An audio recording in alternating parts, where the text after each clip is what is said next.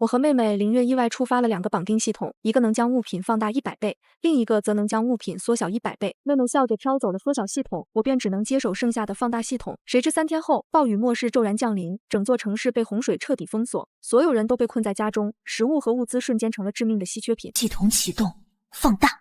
看着眼前的食物瞬间膨胀，心中满是庆幸。靠着放大系统，我将有限的物资反复放大，省吃俭用，拼尽全力带着妹妹熬过了最艰难的末世时光。可暴雨刚停，妹妹却红着眼眶指责我：姐姐，你什么都好，唯独太过自私。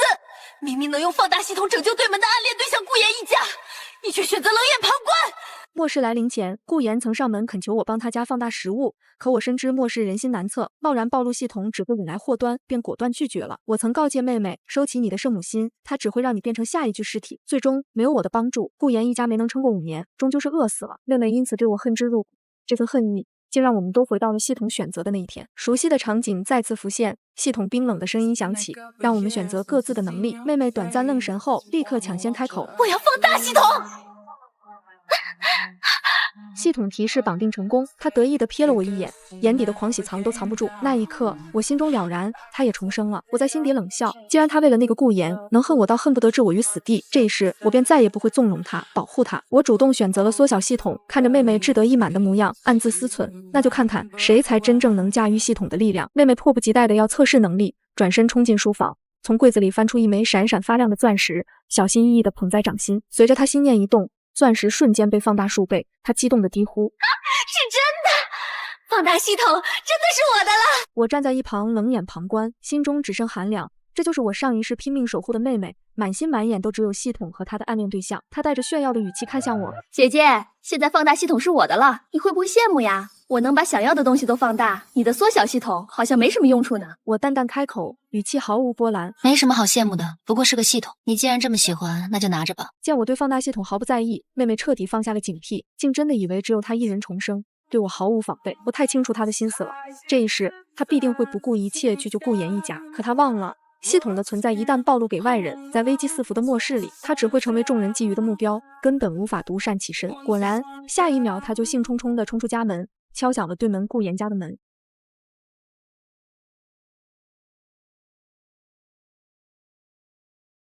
哎，你怎么来了？顾哥哥，我们进去说。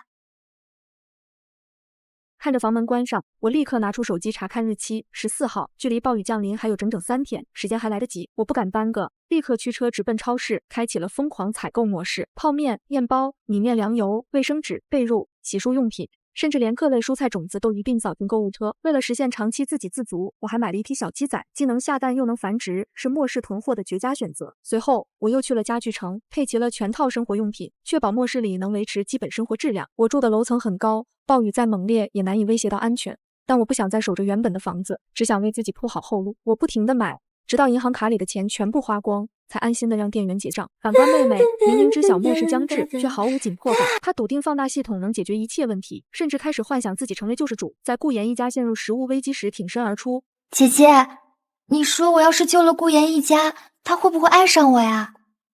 不会。不可能，顾哥哥一定会喜欢我的。你说实话，你是不是也喜欢顾哥哥？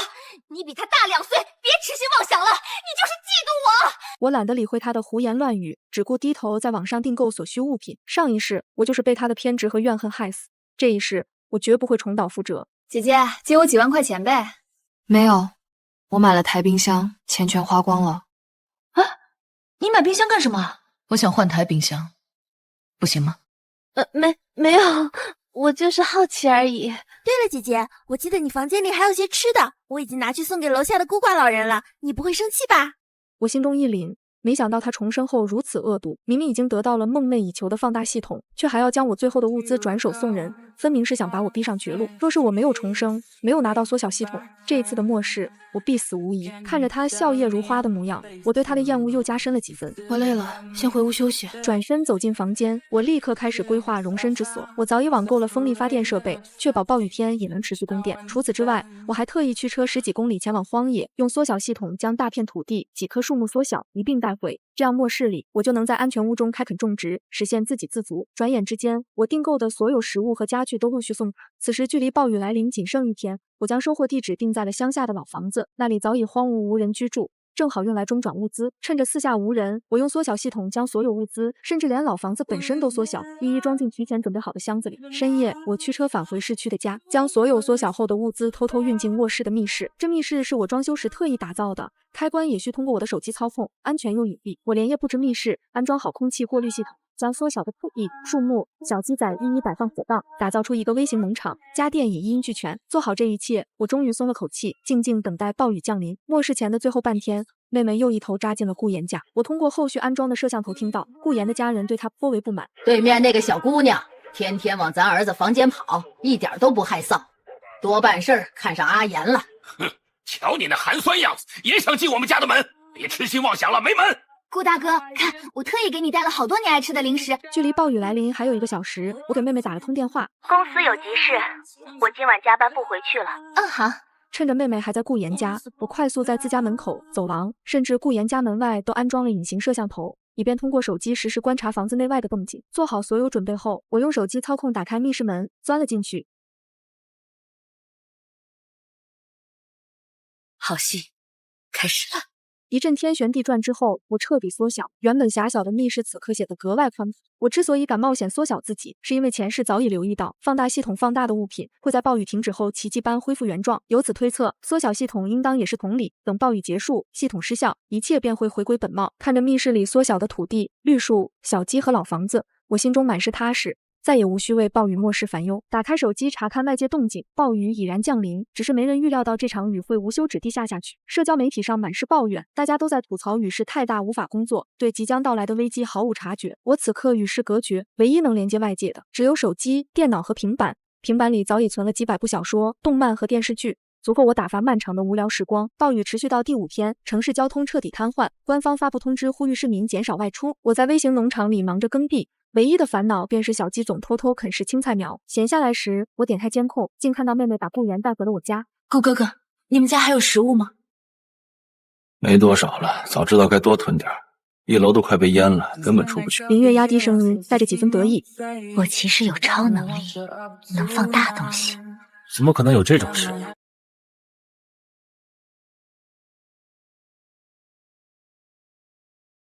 啊，小月，幸好有你，麻烦你把我们家的食物都放大吧。好呀，顾哥哥。不过我有个小小的要求。你说。既然我能救你们一家，你能不能也喜欢我呀？傻丫头，我们不是早就在一起了吗？等暴雨结束，我就娶你。你姐姐呢？哼，她说是加班去了。暴雨下了这么久，估计早就被淹死了。我们以后要结婚，就是一家人。你房间里的物资拿出来，我们一起用，熬过这场雨。好，都听你的。我看着监控，心中五味杂陈。我竟养出了这样愚蠢的妹妹，可转念一想，这又与我何干？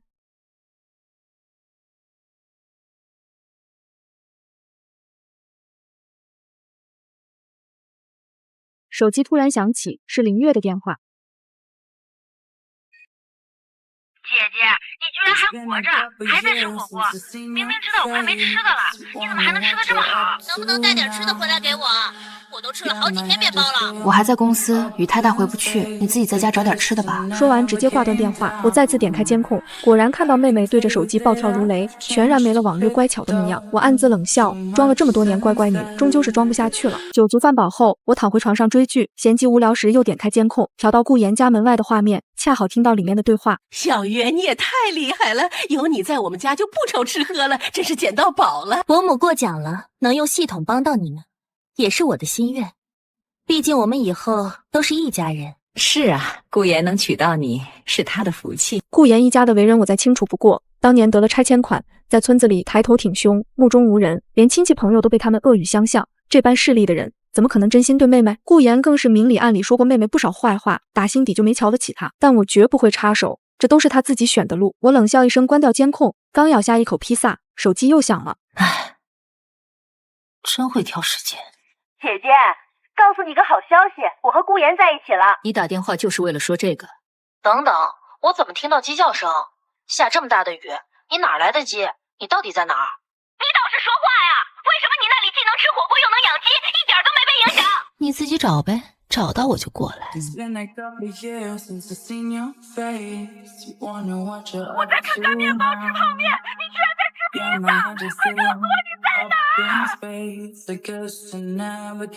这披萨太香了，芝士还能拉丝呢，你肯定闻不到，只能听我形容了。我的放大系统能把食物放大，够吃好几年。我一定要找到你，把东西全抢过来。我挂断电话，没过多久，监控里便传来邻居议论的声音。林月有放大系统的消息，终究是被顾妍家泄露了。没过多久，妹妹拥有放大系统的消息便在整个小区传开了。是谁泄露的不言而喻？以后整个小区都得求着我们家。凭什么他们家独占这么好的能力？暴雨天，大家都快饿死了，让他把食物放大，必须分我们一点儿。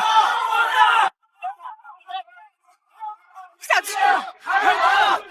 求你了！林月手足无措，顾源爸爸突然站起来喊话：“都给我停下！小月是我们家准儿媳，想让她用系统，得先经过我们同意。她用一次系统消耗多大，可不是白用的，你们得付钱。我们都快没吃的了，哪还有钱？”哼，没钱那可不行，不付钱，小月放大的食物也撑不了几天。林月眼神一亮。顾哥哥，既然他们愿意付钱，那我们就帮他们吧。顾妍帮腔，想让小月帮忙就得付钱，一次2000块。邻居们虽犹豫，终究还是嚷着答应。这场交易看似双赢，可我通过监控发现，找妹妹放大食物的人越来越多，越来越频繁。所有人都坚信，只要有妹妹在，就绝不会饿死。他们却忽略了最关键的一点：系统放大食物的前提是有食物，且同一个物品只能放大一次，根本无法通过吃一半留一半无限繁殖食物。整整3年过去，小区里靠着妹妹的系统竟无人饿死，大家渐渐放松了警惕，开始毫无节制的吃喝享乐。今晚开派对，都把家里放大的食物带过来。来了，我这有放大的烤肉。热闹的表象下，危机正在悄然滋生。到了第3年末，资源彻底见底，即便经妹妹放大，食物也远远不够分配，放大系统彻底失去了优势，小区里开始陷入混乱，监控里满是争抢物资的画面。抢！这是我最后的狗粮，我3天没吃东西了。把门打开，交出食物，不然我就砸门了。妹妹早已搬进顾妍家，本以为能安稳度日，可没了利用价值，她的处境瞬间恶化。现在找她放大东西的人越来越少。以前还能靠这个赚钱，现在倒好，一点用处都没有了。他天天在咱们家吃吃喝喝，早就惹我心烦了。既然没用，还留着干什么？我们分手吧。你骗人！你明明说过要和我过一辈子的。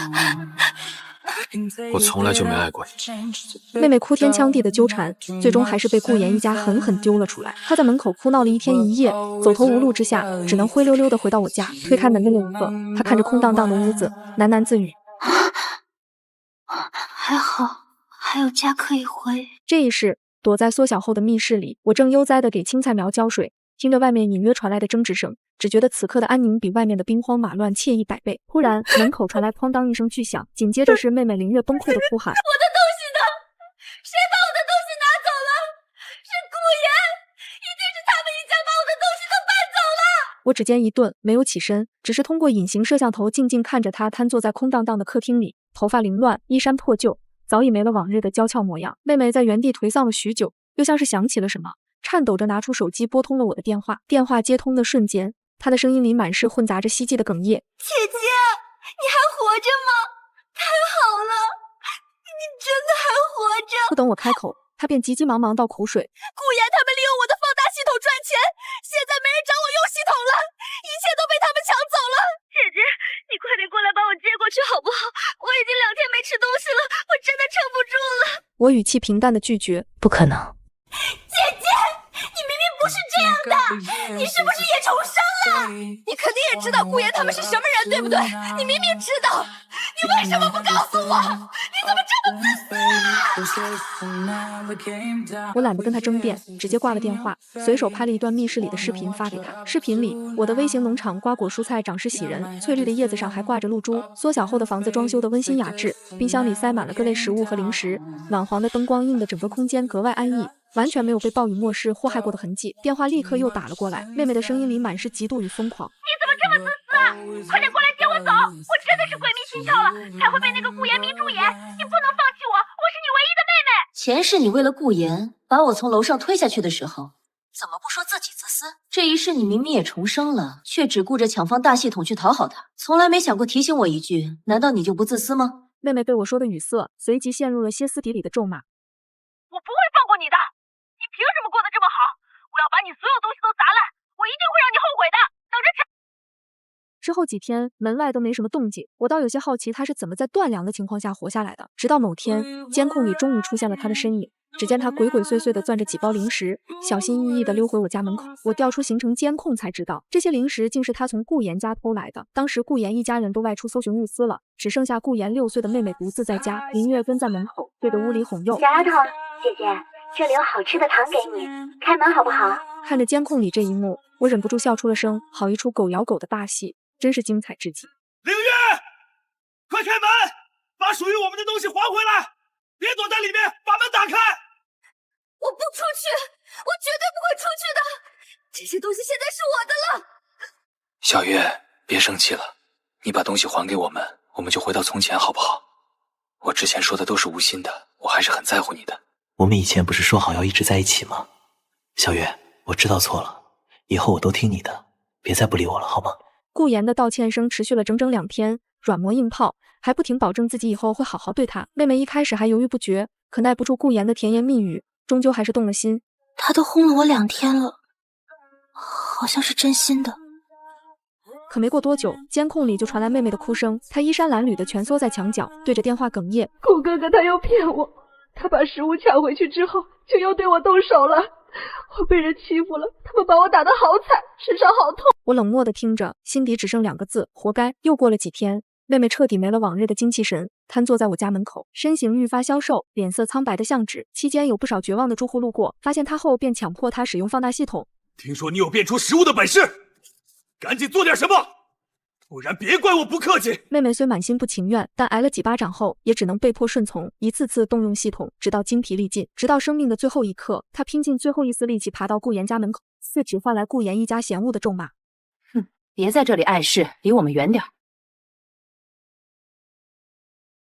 林月倒在了冰冷的走廊上，再也没了动静。又是2年过去，暴雨已经淹没了楼下几层楼，但正如我前世所料，并没有威胁到我所在的高层。就在暴雨即将结束的前几个月，顾妍家却惨遭灭门。究其原因，不过是他们一家平时在小区里名声太臭，靠着林月发了末世横财，又动辄对邻居颐指气使，漫天要价，早就有人对他们恨之入骨。暴雨收尾的几个月里，家家户户粮食都已见底，不知是谁在业主群里爆料，说顾妍家里还藏着大量物资。一时间，无数饥肠辘辘的住户扛着简陋的武器，成群结队地冲到顾妍家门口，又砸又骂，勒令他们交出粮食。顾妍一家不仅拒不妥协，还对着门外的人破口大骂，彻底激怒了众人。监控里，顾妍蜷缩在角落，满脸悔恨的哀嚎：“早知道就不抢那个女人的东西了，为什么会这样？你们别过来，这些粮食是我们的，你们这些强盗！”可愤怒的人群根本不听他辩解，直接破门而入，疯狂抢夺。很快，屋里便传来此起彼伏的惨叫和哭喊。顾妍的父母嘶吼：“完了，一切都完了！”曾经作威作福的一家人，此刻沦为了丧家之犬，最终倒在了自己囤积的物资跑。没有了食物，小区里的幸存者们在最后的几个月里陷入了彻底的混乱，到处都是厮杀与哀嚎，横尸遍野，惨不忍睹。洪水困住的是人们的脚步，而耗尽的是本就脆弱的人心。在这样的末世里，苟延残喘的活着，本就是一场酷刑，而我却在自己的小农场里吃吃喝喝，安然无恙地撑到了最后一刻。手机上终于传来暴雨结束、洪水开始退去的消息。我抬头望向密室的通风口，金色的阳光透过缝隙挥洒进来，透着一线生机。我原本正在地里给玉米松土，忽然感到身体一阵奇妙的暖意，缩小的身躯猛然屏障，瞬间恢复了正常体型。脚下的微型农场、小房子此刻都变得渺小极了，唯有我恢复了原状。原来如此，放大和缩小系统的生效规则终究不同。我喃喃自语，系统本就充满了未知的奇妙，哪能完全猜透。雨停了，洪水退了，这场漫长而残酷的末世终于过去了。远处传来零星的幸存者欢呼我们活下来了的声音，夹杂着劫后余生的哭泣。而我站在小区的空地上，望着周围重建的曙光，心底只剩一片平静。